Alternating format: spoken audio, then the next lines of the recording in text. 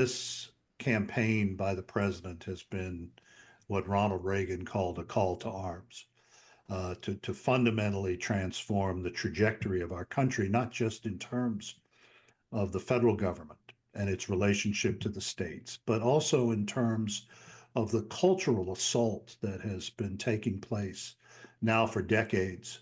That in the past, and you've railed against this, Republicans have only paid lip service to in order to get through the coming election.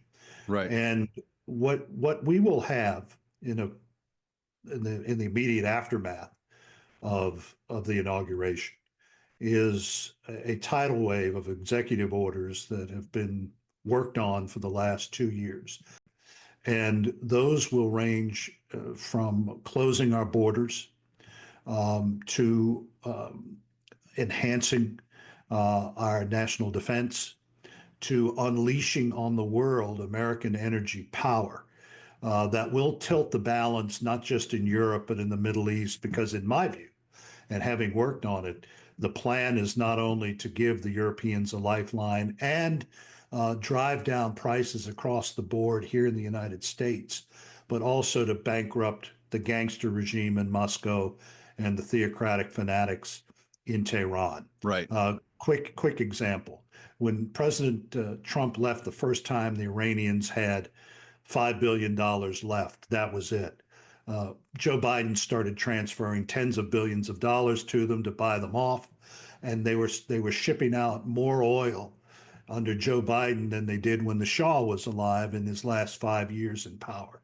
That's That's the crazy. kind of faculty lounge lunacy that stops on January 20th. And it's got to be an immediate pinch that they feel because if you're getting money, pallets of cash, for lack of a better term, from the administration, and you're moving that much oil, you are raking it in. But the That's minute right. that our energy hits the market and the cash flow stops, what does happen there, Robert? I mean, you've been the Undersecretary of Right. Defense. Iran is the major power broker of all the bad stuff that goes on in the Middle East at present.